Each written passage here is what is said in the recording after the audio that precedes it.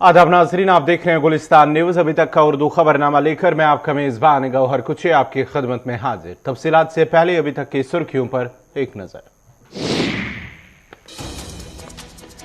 कर्नाटक के कॉलेजों में हाईकोर्ट ने हिजाब पर सोमवार तक लगाई रोक। समात मुकम्मल होने तक तमाम मजहबी लिबास पर कॉलेज के अंदर हाईकोर्ट ने लगाई पाबंदी।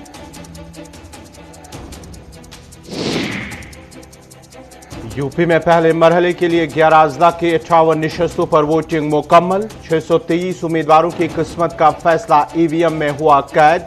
पहले मरहले में 60% वोटिंग हुई दर्ज।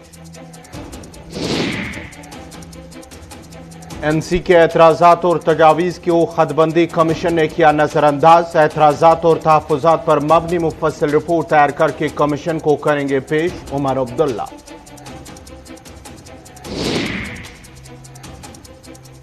श्रीनगर और शुपा में शबाना नकबजानी। पेट्रोल पंप से बंदूक बरदार 1.5 लाख से ज्यादा रकम लेकर हुए फरार। जियारत पीर दस्तगीर साहब खानियार में भी लूट की वारदात। और राजौरी में पुलिस ने चोरी का मामला किया हल। चोरी में मुलविस अफराद गिरफ्तार। चोरी का माल भी पुलिस ने किया बरामद।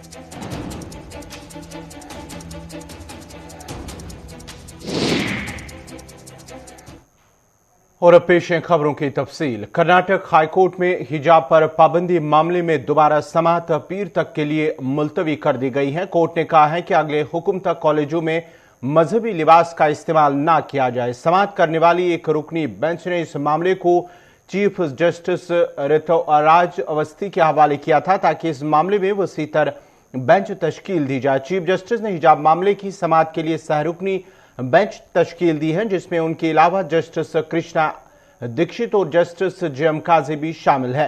जस्टिस दीक्षित ने इस मामले में अबूरी राहत भी देने से इनकार कर दिया था और कहा है कि इस मसले पर वसी बेंच गौर करेगी।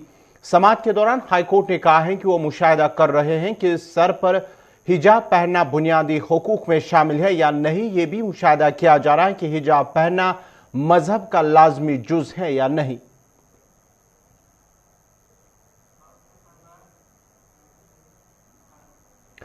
यूपी असेंबली इंतखाबात के पहले मरहले की वोटिंग मुकम्मल हो चुकी है। 11 अजला की 58 सीटों पर उम्मीदवारों की किस्मत का फैसला राय दहानगान ने ईवीएम मशीन में कैद कर दिया है। वोटिंग के इख्तिताम पर पोलिंग की शरह करीब 60% रही है, जबकि दिन भर वोटिंग के दौरान कई मकामात पर ईवीएम की खराबी की शिकायत मिली। साथ ही साथ कई मकामात ऐसे रहे जहां पर मुख्तलिफ सियासी जमातों के कारकुनों के माबैन हाथापाई होने की भी खबर मिली है। अलबत्ता मजमूई तौर पर पुरअमन माहौल में यूपी असेंबली इंतखाबात के पहले मरहले की वोटिंग खत्म हुई।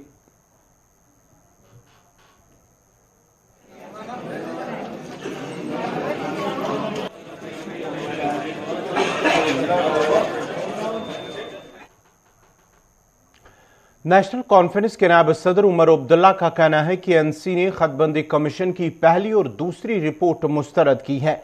उन्होंने कहा कि नेशनल कॉन्फ्रेंस ने जो एतराजात, तहफुजात और तजावीज पेश किए थे उन्हें मुकम्मल तौर पर नजरअंदाज किया गया है। उमर अब्दुल्ला ने इजलास से खिताब करते हुए कहा कि नेशनल कॉन्फ्रेंस के अरकान पार्लियामान हदबंदी कमीशन में हदबंदी रिपोर्ट से मुतलिक अपने एतराजात और तहफुजात पर मबनी मुफस्सिल रिपोर्ट तैयार करके कमीशन को पेश करेंगे। उन्होंने कहा कि नेशनल कॉन्फ्रेंस ने कमीशन की पहली रिपोर्ट भी मुस्तरद की थी और दूसरी रिपोर्ट भी मुस्तरद करती है। उमर ने मजीद कहा कि नेशनल कॉन्फ्रेंस ने हमेशा जम्मू कश्मीर के लोगों के जज्बात और एहसासात की बात की है। इन बातों का इजहार उन्होंने नेशनल कॉन्फ्रेंस के सूबे कश्मीर के एक खुसूसी वर्चुअल इजलास से खिताब के दौरान किया।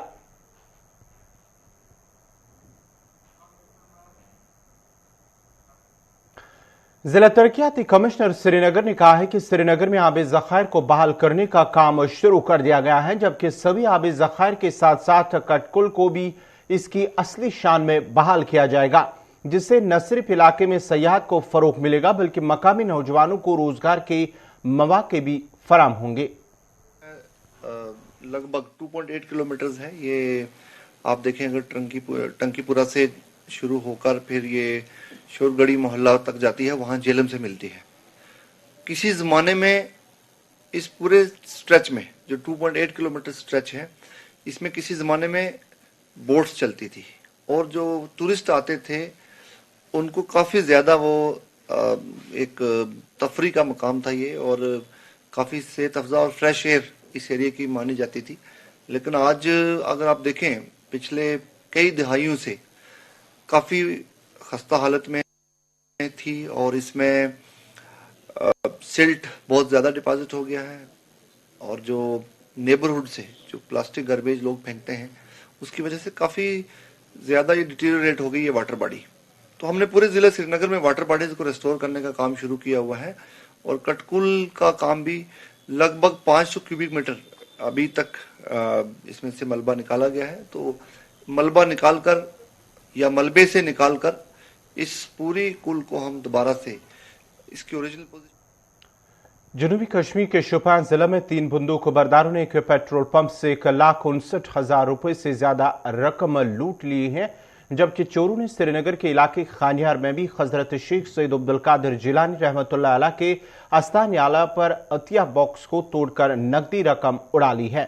जराये का कहना है कि 3 पिस्तौल बरदार जनूबी जिला शोपियां के हरमीन इलाके में एक फिलिंग स्टेशन से रात के औकात में बंदूक की नोक पर 1,59,000 से ज्यादा की नकदी रकम जबरदस्ती छीन ले गए हैं, और अब इस सिलसिले में मुतलका थाने में शिकायत दर्ज करने के बाद एक केस दर्ज किया गया और तहकीकात शुरू कर दी गई है।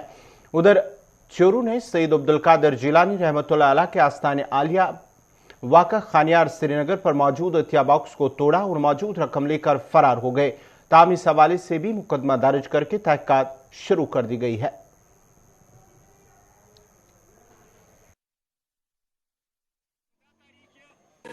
आज रात सपुद फोटेज हावान 2 बजे तो 5 मिनट मेन रोडस पे सेफ अख नजर नियाज सह आई आज रात कुछ फुटरावन तो मन कैश तथ मज तकरीबन 60-70 सास रुपये तम आई नीन तो तथ बरकस वोत थाना एस खानियार तम आई सुबह 6 बजे तमो नी तमिच फोटेज हावान 2 बजे तो 5 मिनट तमिच कार्रवाई एस पान करान। सरहदी जिला राजौरी के धर्मशाला पुलिस ने चोरी का मामला हल करते हुए जुर्म में मुलविस मुलजिमान को उनके कब्जे से चोरी किया हुआ माल भी बरामद किया है। गिरफ्तार पुलिस ने प्रेस कॉन्फ्रेंस करते हुए कहा कि 21 और 23 दिसंबर 2021 की दरमियानी रात को टेरथ मार्केट में चोरी की वारदात हुई है, जिसमें 13 दुकानों के ताले तोड़ दिए गए थे, जिसके बाद पुलिस थाने में शिकायत दर्ज करते हुए पुलिस ने तहकीकात शुरू की और इसमें मुलविस अफराद को गिरफ्तार किया है। लास्ट दिसंबर 2021 की रात को 63 में मार्केट में एक चोरी का इंसिडेंट हुआ, जिसमें 13 दुकानें तोड़ी गई थी। सिंस इट वाज बड़ा इंसिडेंट था तो कोशिश की हमने उसमें, और पिछले 1-1.5 महीने की कोशिश हमारी टीम के अच्छे एफर्ट्स की वजह से ये केस अब क्रैक हो चुका है। इसमें इन्वॉल्व 4 बंदे हैं, जिनमें से 3 हमारी कस्टडी में हैं। इन चारों की डिटेल मैं आपको देना चाहूँगा। एक है फयाज अहमद सन ऑफ अब्दुल मोहम्मद सदीक आरो घराट कालाकोट। दूसरे हैं सरफराज अहमद सन ऑफ जमील अहमद, ये भी घराट कालाकोट के रहने वाले हैं। तीसरे हैं मोहम्मद सलीम सन ऑफ मोहम्मद यूसुफ आरो डांगरी तहसील राजौरी के रहने वाले हैं। और चौथा शख्स अफ्तार हुसैन सन ऑफ मोहम्मद इकबाल आरो घराट कालाकोट। ये जो चौथा शख्स है ये स्टिल एब्सकॉन्डिंग है। इसको ढूंढने के लिए हमारी टीम्स ऑन जॉब हैं। टेक्निकली भी जो एक्शन कर सकते हैं हम वो कर रहे हैं, ताकि इसको भी एप्रीहेंड कर लिया जाए। इन सब की कस्टडी से फिलहाल जो कुछ उन्होंने उस दिन लिया था, उनमें से कुछ ये पैसे वाले हार होते हैं, 4 हार मिले हैं, कुछ वॉचेस हैं, रिस्ट वॉचेस जो शॉप से मिली थी, और कुछ मेमोरी कार्ड्स हैं, और इसके साथ साथ थोड़ा बहुत कैश भी इनसे रिकवर हुआ है। इसी में मैं आपको एक चीज़ और भी बताना चाहूँगा। इन चारों एक्यूज में से 3 एक्यूज हमारे एक और चोरी के इंसिडेंट में शामिल थे, जो कालाकोट की जेडी में हुआ था दिसंबर की शुरुआत में ही, FIR नंबर 4/2022। तो ये दोनों केस सक्सेसफुली सॉल्व हुए हैं इसमें। अलबत्ता एक आदमी अभी स्टिल एट लार्ज है। हमारी पूरी कोशिश है हम जल्द से जल्द उसको भी गिरफ्तार करेंगे, ताकि जो उन्होंने कानून को अपने हाथ में लेके कार्रवाई की है, उसके लिए जो भी कानूनी कार्रवाई बनती है, they should be punished for that. Sir कुल मैंने आपको पहले भी एक बार रिक्वेस्ट की थी कि आप हमारे आंख और कान बने। ड्रग्स के रिलेटेड कोई भी उस तरह की अगर आपके पास इंफॉर्मेशन या कोई आती है तो प्लीज़ आप पर्सनली भी इन्फॉर्म कर सकते हैं हमें। जहाँ तक हमारे एक्शन की बात है तो पिछले 7-8 महीनों में हमने 3 FIRs अभी तक दी हैं, जिसमें तीनों FIRs में हमने सब्सटैंशियल अमाउंट में narcotic substance, heroine type substance को सीज किया उनसे और उसमें FIR लगी हुई हैं। और मैं आपकी जानकारी के लिए ये भी बताऊंगा वो एक्यूज्ड अभी भी जेल में हैं और उनका चार्जशीट। नाजरीन, खबरनामा जारी रहेगा। यहाँ पे छोटा सा तिजारती वक्त।